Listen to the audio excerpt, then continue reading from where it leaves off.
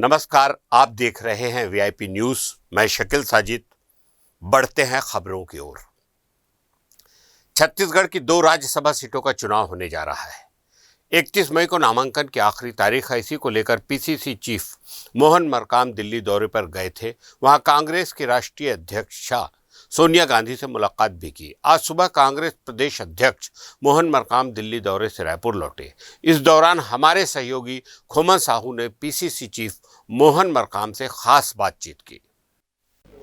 राज्यसभा की 2 सीटों पर चुनाव होने वाले हैं। हमारे साथ बातचीत करने के लिए पीसीसी मोहन मरकाम है। सर, आज आप दिल्ली से लौटे हैं, किन नामों पर चर्चा हुई है?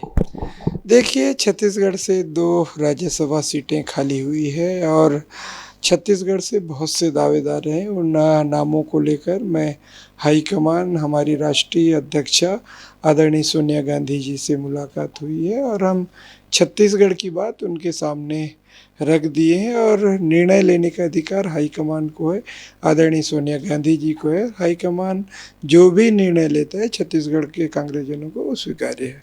छत्तीसगढ़ के स्थानीय जो प्रतिनिधि हैं उनको मौका मिलेगा? देखिए, तो निर्णय लेने का हाईकमान लेगी। हमने तो अपनी बात हाईकमान के पास रख दी है। सर, निर्णय कब तक आ जाएगा ऐसी कुछ? देखिए, आज या फिर कल तक निर्णय आ जाना चाहिए, ऐसा मुझे लगता है। कल विधायक दल की बैठक है और राज्यसभा नामांकन को लेकर चर्चा होगी। मुख्यमंत्री ये कह रहे हैं कि कांग्रेस निर्णय नहीं ले पा रही है करके। देखिए, बीजेपी हो या कांग्रेस में हो, है जो भी निर्णय होता है हाईकमान करता है। हाईकमान का निर्णय चाहे बीजेपी भी मानती है, कांग्रेस भी मानती है और भारतीय जनता पार्टी को इसमें ज़्यादा माथापच्ची नहीं करना चाहिए, क्योंकि बीजेपी से कोई यहाँ से राज्यसभा सदस्य नहीं जा रहा है। तो ये थे पीसीसी चीफ मोहन मरकाम, जिनका साफ तौर पर कहना है कि जो भी निर्णय लिया जाएगा वो छत्तीसगढ़ के हित में ही लिया जाएगा और कुछ दिनों बाद ही जो है राज्यसभा की जो 2 सीटों का चुनाव होने वाला है उसके नाम का भी ऐलान हो जाएगा। कैमरा पर्सन मनीष मिश्रा के साथ खोमन साहू, वीआईपी न्यूज़, रायपुर। राजधानी रायपुर के जनमंच सड्डू में चल रहे थिएटर वर्कशॉप के समापन दिवस के मौके पर नाटक का मंचन किया गया, जिसे प्रशिक्षु लोगों ने तैयार किया था। Chhattisgarh film and visual art society और अजीम प्रेमजी फाउंडेशन ने संयुक्त रूप से 17 से 27 मई तक इस थिएटर वर्कशॉप का आयोजन किया। जनमंच का यह 10 दिवसीय वर्कशॉप 2 पालियों में आयोजित किया गया। पहली पाली में जहां छोटे बच्चों को और दोपहर की पाली में 14 वर्ष से ज़्यादा उम्र वालों को थिएटर की बारीकी सिखाई गई। वर्कशॉप में प्रशिक्षुओं को अभिनय में बॉडी लैंग्वेज की अहमियत भी बताई गई। स्पीच का मॉड्यूलेशन, आवाज़ का संप्रेषण, मंच पर खड़े होने की स्थिति बताई गई। इसके अलावा बिना संवाद के अभिनय, थिएटर ब्लॉकिंग, थिएटर गेम्स और भार संप्रेषण सिखाया गया। बड़ों के वर्कशॉप में वाइज रेजोरमेंट थिएटर का इतिहास और रंग अभिनय के बारे में जानकारी दी गई। इस कार्यशाला के समापन अवसर पर बच्चों द्वारा तैयार कविताओं की खूबसूरत प्रस्तुति हुई। कविता को संगीतबद्ध डॉक्टर सुयोग पाठक ने किया। समापन के अवसर पर कवि विनोद कुमार शुक्ल की कविता टेढ़े मेढ़े नक्शे और सिया गाड़ी की प्रस्तुति बच्चों ने दी।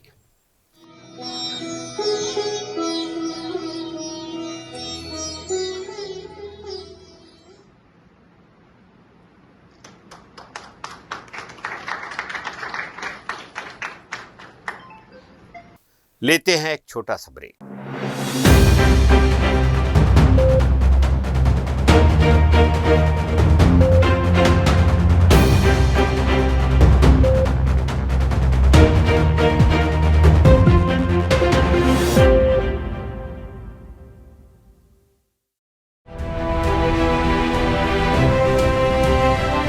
छत्तीसगढ़ की ग्रामीण संस्कृति का अंग है रोका छेका। रोका छेका यानी सुरक्षा फसलों और पशुधन की। पशुधन से लाभ का अनूठा अभियान गौठान। गौठानों में गोबर से बनती है जैविक खाद। किसानों को मिलता है आर्थिक प्रतिसाद। गौठान ग्रामीण अर्थव्यवस्था का नया अध्याय। गौठानों से मिल रहा है ग्रामीणों, गोबर विक्रेताओं और गौठान समितियों को नकद लाभ। गौठान स्व सहायता समूहों के रोजगार और आय का एक क्रांतिकारी अनुष्ठान। छत्तीसगढ़ के किसानों का सपना हुआ साकार।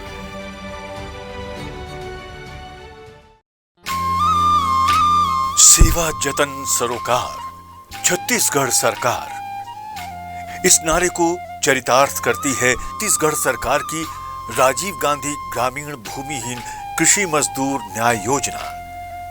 जैसा कि योजना के नाम से ही स्पष्ट है, इस योजना का लक्ष्य है भूमिहीन कृषि मजदूरों का आर्थिक उत्थान, ताकि वो भी समाज की मुख्य धारा का हिस्सा बने। इस योजना के अंतर्गत ऐसे ग्रामीण मजदूर परिवार जिनके पास खेती की जमीन नहीं है और जो मनरेगा अथवा पौनी पसारी के कार्य से जुड़े हैं, उन्हें प्रति वर्ष 6,000 रुपए राज्य शासन की ओर से दिए जाएंगे। छत्तीसगढ़ शासन द्वारा शुरू की गई राजीव गांधी ग्रामीण भूमिहीन कृषि मजदूर न्याय योजना का लाभ 2021-22 के वित्तीय वर्ष से प्रदान किया जाएगा और इस योजना के अंतर्गत 10 लाख से अधिक भूमिहीन परिवारों को लाभ पहुंचेगा और सार्थक होगा ये नारा, सेवा जतन सरोकार, छत्तीसगढ़ सरकार।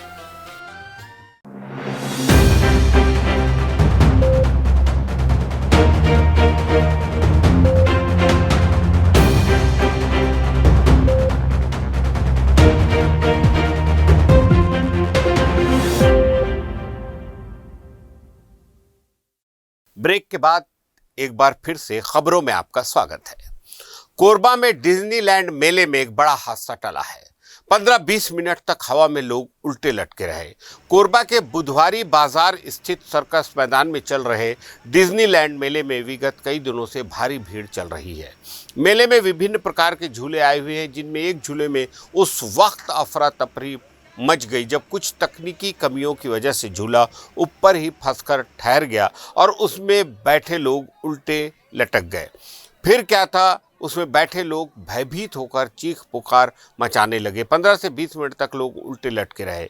मेला प्रबंधन द्वारा रस्सियों के सहारे से काफ़ी मशक्कत के बाद झूले को सीधा किया गया। उसके बाद उसमें बैठे लोगों ने झूले से सुरक्षित उतरकर राहत की सांस ली। बता दें कि मेले में जिस हिसाब से भीड़ उमड़ रही है, उससे इस तरह के खतरे की आशंका पहले ही जताई जा रही थी।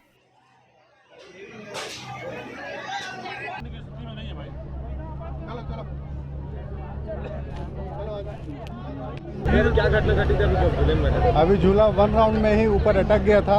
उसका कारण इन लोग ये बता रहे हैं कि बोल्ट टूट के उसके गियर में फंस गया था और उसको खोलने की कोई व्यवस्था नहीं थी। एक तो पाने को खोजने के लिए इन लोग 4 जगह घूम रहे थे, एक पाना तक नहीं रख पा रहे थे। ये क्या व्यवस्था है? कितना मिनट ऊपर कम से कम 20 मिनट अपन ऊपर में थे। अभी 20 मिनट थे अभी ऊपर। कैसा माना जाए कि किस तरह की व्यवस्था है जिले के अंदर? इतनी व्यवस्था खराब है, किसी को हार्ट अटैक आ जाए, कोई मर जाए, उसका क्या होगा? अभी कुछ भी हो सकता था। कोई कमजोर दिल वाला होता तो चले जाता। सरगुजा पुलिस द्वारा फिट कॉप फिट सिटी के तहत 5 किलोमीटर की दौड़ का आयोजन किया गया।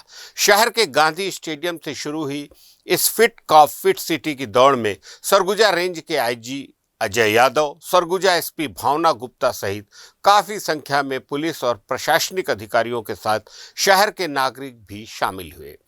सरगुजा पुलिस द्वारा पुलिस विभाग के कर्मचारियों को मानसिक और शारीरिक रूप से मजबूत करने के उद्देश्य से इस दौड़ का आयोजन किया गया। इस दौड़ में पुलिस, प्रशासनिक अधिकारियों और पत्रकारों सहित शहर के लोग और बच्चों ने भी बढ़ चढ़कर हिस्सा लिया।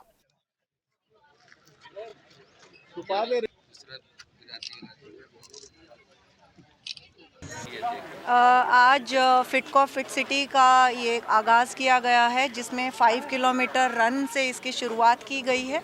इसका उद्देश्य यही है कि हमारे जो पुलिसकर्मी हैं, जिस तरह का उनका लाइफस्टाइल हो जाता है, जिस तरह के वर्किंग आवर्स हैं, जो ऑक्यूपेशनल रिलेटेड स्ट्रेस है, उसको एड्रेस किया जा सके। इसमें हमने एक एक्सपर्ट पीटीआईज़ की टीम चयनित की है और हमारे जो पुलिसकर्मी हैं उनका एक मेडिकल स्क्रीनिंग किया गया है। इसके बाद में रेगुलर वे में उनकी क्लासेस हेल्ड होंगी और उन्हें मेंटल और फिजिकल फिटनेस के विषय पे बताया जाएगा, उन्हें और फिट किया जाएगा। मेन जैसे जो पुलिस के जितनी भी ड्यूटीज़ हैं उसको आप जान ही रहे हैं, उसमें फिटनेस की ज़रूरत है।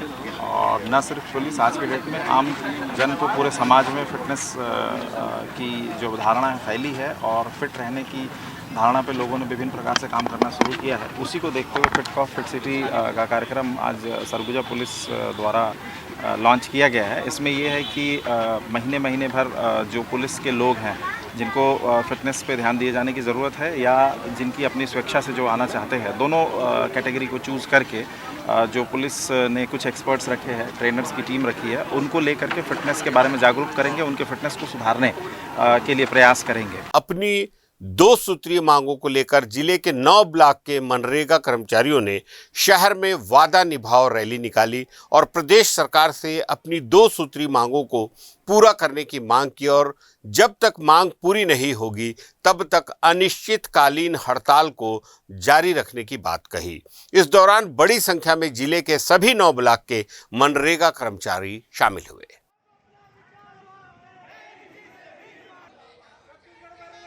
हमारा केवल 2 मांग है, एक नियमितीकरण और दूसरा रोजगार सहायकों का वेतन निर्धारण। आप लोग को नोटिस भी दिया गया है शायद? हाँ, नोटिस दिया गया, लेकिन हम लोगों ने अभी ज्वाइनिंग नहीं दी है। कब तक नहीं करेंगे? जब तक हमारी मांग पूरा नहीं हो जाएगा तब तक हम लोग करते रहेंगे और हमें भूपेश सरकार पर पूरा भरोसा है कि हमारी मांगों को जल्द से जल्द मांगेंगी। देखिए, हम 4 अप्रैल से लगातार हम लोग हड़ताल पे डटे हुए हैं और तब तक अभी तक के हमारी एक भी मांग को शासन अपने संज्ञान में नहीं लिया है और जब तक के संज्ञान में नहीं लेके हमारा मांग जब तक पूरा नहीं करेंगे तब तक हम लोग डटे रहेंगे। अगली खबर कवर्धा से, जहां जिले भर में सोशल मीडिया में एक वीडियो खूब वायरल हो रहा है जिसमें पटवारी कार्यालय में शराब पीते पटवारी योगेश मिश्रा का वीडियो जिले भर में सुर्खियों में बना हुआ है, जिसके बाद अनुविभागीय अधिकारी ने कार्रवाई करते हुए पटवारी को निलंबित कर दिया है।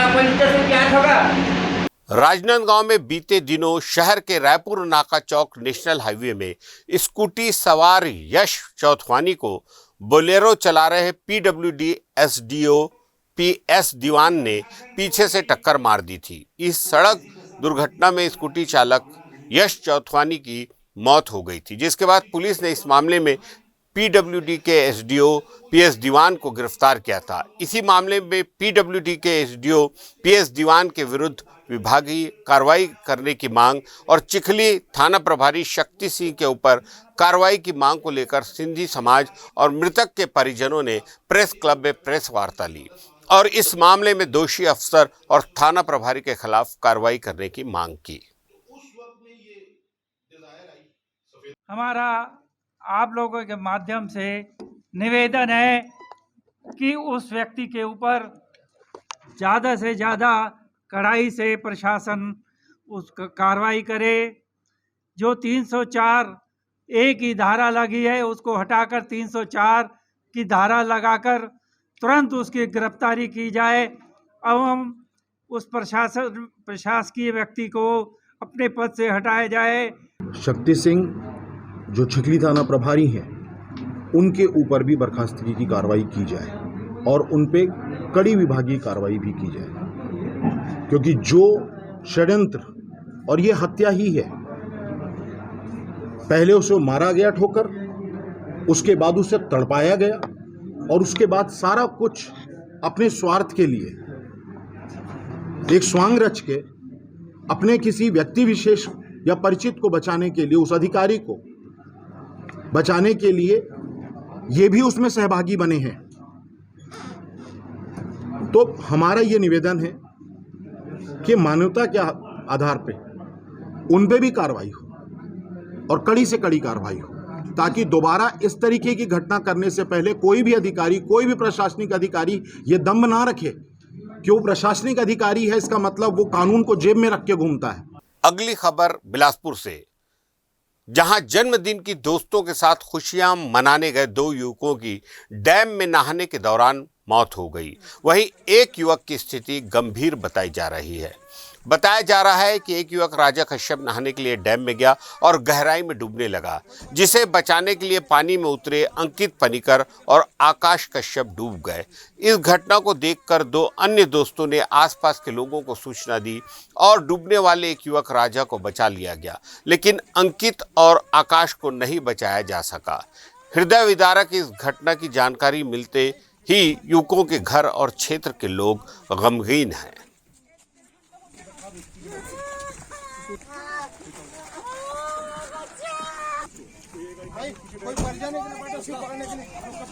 लेते हैं एक छोटा सा ब्रेक।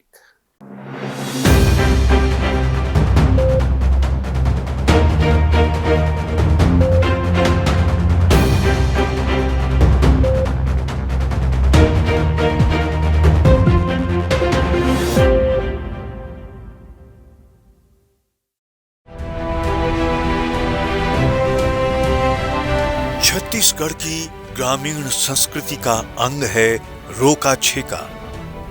रोका छेका यानी सुरक्षा फसलों और पशुधन की। पशुधन से लाभ का अनूठा अभियान गौठान। गौठानों में गोबर से बनती है जैविक खाद, किसानों को मिलता है आर्थिक प्रतिसाद। गौठान ग्रामीण अर्थव्यवस्था का नया अध्याय। गौठानों से मिल रहा है ग्रामीणों, गोबर विक्रेताओं और गौठान समितियों को नकद लाभ। गौठान स्व सहायता समूहों के रोजगार और आय का एक क्रांतिकारी अनुष्ठान। छत्तीसगढ़ के किसानों का सपना हुआ साकार।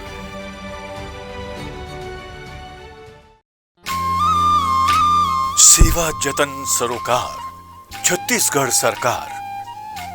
इस नारे को चरितार्थ करती है छत्तीसगढ़ सरकार की राजीव गांधी ग्रामीण भूमिहीन कृषि मजदूर न्याय योजना। जैसा कि योजना के नाम से ही स्पष्ट है, इस योजना का लक्ष्य है भूमिहीन कृषि मजदूरों का आर्थिक उत्थान, ताकि वो भी समाज की मुख्य धारा का हिस्सा बने। इस योजना के अंतर्गत ऐसे ग्रामीण मजदूर परिवार जिनके पास खेती की जमीन नहीं है और जो मनरेगा अथवा पौनी पसारी के कार्य से जुड़े हैं, उन्हें प्रति वर्ष 6,000 रुपए राज्य शासन की ओर से दिए जाएंगे। छत्तीसगढ़ शासन द्वारा शुरू की गई राजीव गांधी ग्रामीण भूमिहीन कृषि मजदूर न्याय योजना का लाभ 2021-22 के वित्तीय वर्ष से प्रदान किया जाएगा और इस योजना के अंतर्गत 10 लाख से अधिक भूमिहीन परिवारों को लाभ पहुंचेगा और सार्थक होगा ये नारा,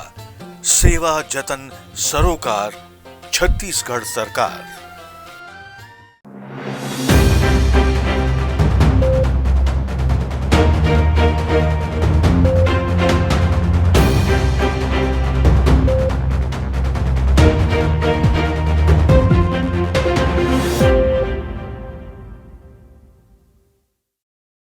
ब्रेक के बाद एक बार फिर आपका स्वागत है। चलते हैं खबरों की ओर। रायपुर के गोबरा नवापारा स्थित कुर्रा गांव के पास कल देर रात बाइक सवार किसान से लूट की वारदात को अंजाम देने वाले 4 आरोपियों को गिरफ्तार कर लिया गया है। मामले का खुलासा करते हुए रायपुर ग्रामीण एएसपी कीर्तन राठौर ने बताया कि बसना आमापाली गांव के रहने वाले किसान नवीन साहू देर रात करीब 10 बजे धमतरी के बेलौदी गांव से अपने घर जा रहे थे। इसी दौरान कुर्रा गांव के पास 4 आरोपियों ने इन्हें घेर लिया और मारपीट कर मोबाइल फोन सहित 90,000 रुपये लूट लिए। मामले में शिकायत होते ही गोबरा नवापारा पुलिस ने आरोपियों की तलाश तेज कर दी और सुबह होते तक चारों आरोपी को गिरफ्तार कर लिया। गिरफ्तार आरोपियों के नाम घनश्याम साहू, हीरू नागरची, पन्नवीर साहू और खिलेश घृत लहरे बताए जा रहे हैं। ये सभी आरोपी कुर्रा गांव के रहने वाले हैं।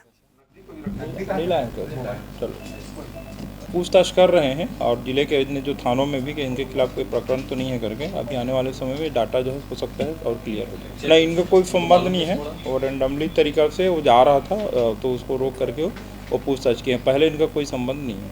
जिस पिता का हाथ पकड़कर चलना सीखा, लाड प्यार से पाला बड़ा किया, लड़कों की तरह तालीम दिलवाई, उस पिता का कर्ज उतारने के लिए लाडली बेटियों ने रूढ़िवादी परंपरा को तोड़ते हुए पिता की अर्थी को न केवल कंधा दिया बल्कि शमशान घाट जाकर मुखाग्नि देकर अंतिम संस्कार किया। गमगीन माहौल के बीच पुरुष प्रधान समाज के सामने बेटियों ने एक उदाहरण पेश कर बता दिया कि लड़के लड़की सभी समान होते हैं। इस नज़ारे को जिसने भी देखा उनकी आंखों से आंसू रुक नहीं रहे थे।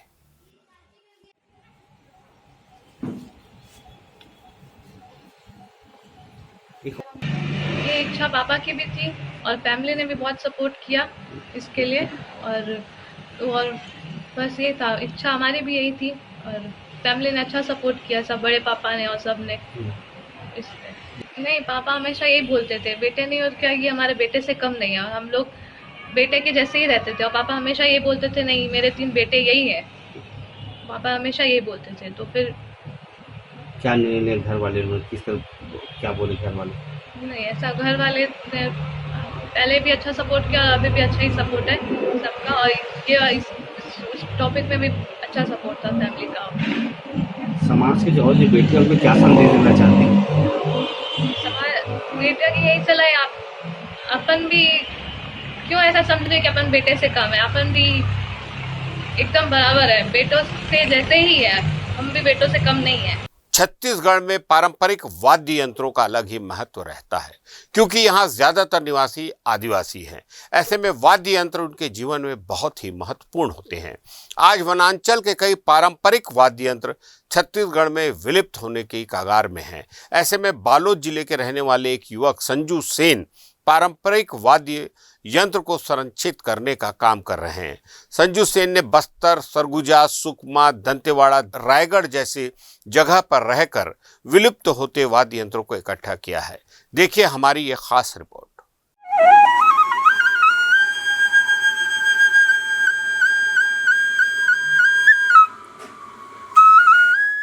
ढोल, नगाड़ा या अन्य पारंपरिक वाद्य यंत्रों की थाप पर थिरकते छत्तीसगढ़ के वनवासियों की तस्वीर सुकून देने वाली है। लेकिन आप यह जानकर हैरान होंगे कि वनांचल के कई पारंपरिक वाद्य यंत्र विलुप्त होने की कगार में हैं। हालांकि प्रदेश के कुछ संगीत प्रेमी इसे सहेजने के लिए भी काम कर रहे हैं। संग्राहक संजू सेन ने वीआईपी न्यूज से खास बातचीत में बताया कि मेरी 3 पीढ़ी संगीत से जुड़ी है। दादा और पिता तबला वादक थे, मैं बांसुरी बजाता हूँ। इस आधुनिकता के युग में धीरे धीरे लोक वाद्य यंत्र विलुप्त होते जा रहे हैं। विश्व भर से लोग आज छत्तीसगढ़ घूमने आते हैं। यहाँ की लोक संस्कृति, लोक नृत्य और यहाँ की परंपरा को आज पूरे विश्व में पसंद किया जा रहा है।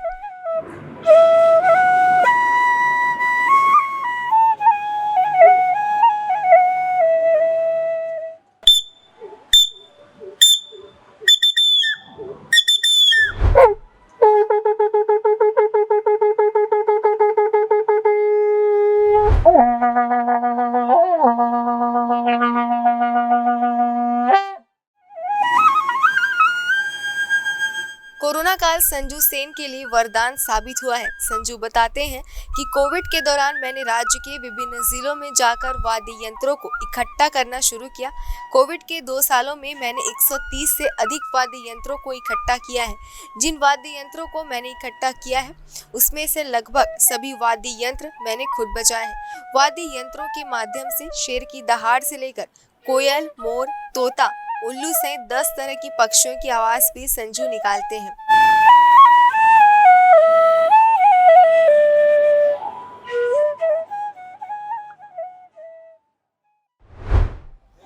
विलुप्त होती वाद्य यंत्रों को सहेजने का काम बालोद जिले के रहने वाले एक युवक ने किया है। ये तस्वीर देख सकते हैं किस तरीके से जो छत्तीसगढ़ की विलुप्त होती जो वाद्य यंत्र है उसको सहेज कर बालोद जिले के रहने वाले एक युवक ने बहुत अच्छे से सहेज कर रखा है। तमाम टमरिया है, ये सुरही बाजा है, बांसुरी है, तुरही है, तमाम जो वाद्य यंत्र है उनको सहेजने का काम किया है। सीधा उन्हीं से जुड़ेंगे और बातचीत करेंगे। संजू जी, किस तरीके का मन में ख्याल आया, क्या सोचा था आपने? मेरा यही उद्देश्य है कि मैं पहले बांसुरी बजाता था, अभी भी बजाता हूँ और शुरू से रुझान था कि बांसुरी बजाने का। और कोरोना महामारी आया तो मैं सोचा कि चलो छत्तीसगढ़ के विभिन्न प्रकार के लोक वाद्य सहजे काम कर आने वाला पीढ़ी ला बताना जरूरी है कि बहुत से वाद्य है जो विलुप्त तादाद में, बहुत से वाद्य है जो ख़त्म हो गए हैं। जैसे कि बहुत सो देखे हो कि नए नए भी चीज़ देखे मिली, सब बहुत बहुत पुराना वाला चीज़ भी मिले हैं। जैसे कि अभी पक्षी मन के भी आवाज़ है, जैसे कि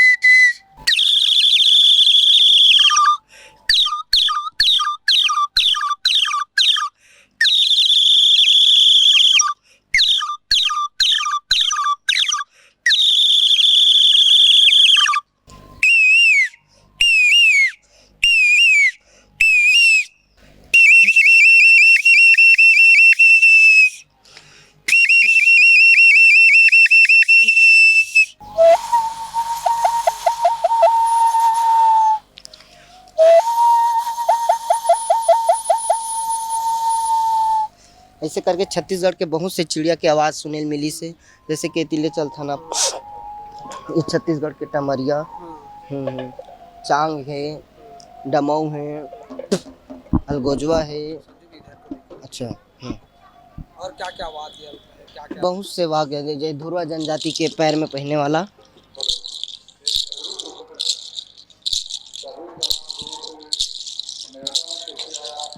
ये है शिकारी बाजा,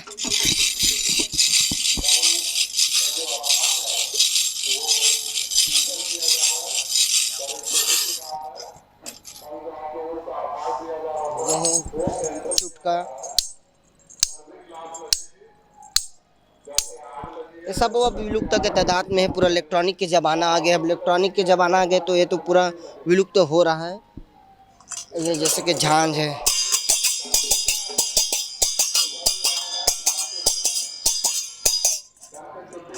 ये भी अब नदाए ला जाते। घांगरा अब तो देखे ला नहीं मिले, घांगरा नहीं तो बैला के गले में बांध के मड़ई में लमजाए में अक्सर ये देखे मिला।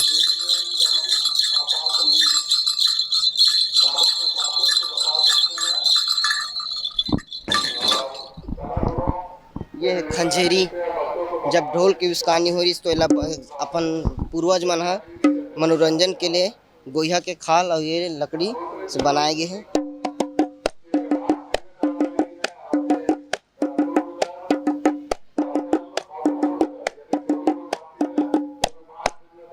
ये टिमकी है बस्तर अंचल के, अपन टेपरा है गाय के गले में बांधे जाए, खड़पड़ा है, ये सब चीज़ विलुप्त के तादाद में अब देखे ला नहीं मिले। और इनमें बहुत से 50, 60, 70 बाजा ला खुद अपन हाथ से मैं बनाए हूँ और आने वाला पीढ़ी ला जानवाना चाहता हूँ कि ये ला सहज के रखे और देखे और जाने एकर बारे में।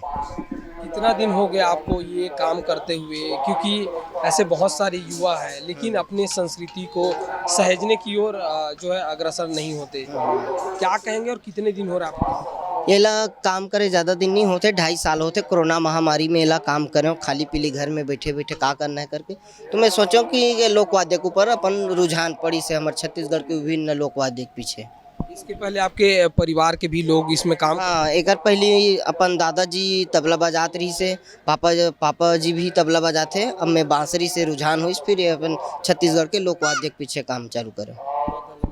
तो देख सकते हैं संजू सेन है जो विलुप्त हो रही जो वाद्य यंत्र है उसको सहेजने का काम कर रहे हैं। उनका साफ तौर पर ये कहना है कि जो आने वाली पीढ़ी है उनको बेहतर तरीके से इन चीज़ों को जानना चाहिए कि उनकी संस्कृति में किस तरीके की रीति रिवाजें हैं। बहरहाल बहुत अच्छे तरीके से संजू ने इन सारे चीज़ों को सहेज कर रखा है और बहुत ही अच्छा प्रयास उन्होंने किया है। कैमरा पर्सन मनीष मिश्रा के साथ खोमन साहू, VIP न्यूज़, रायपुर। ताज़ा तरीन खबरों के लिए देखते रहिए VIP न्यूज़।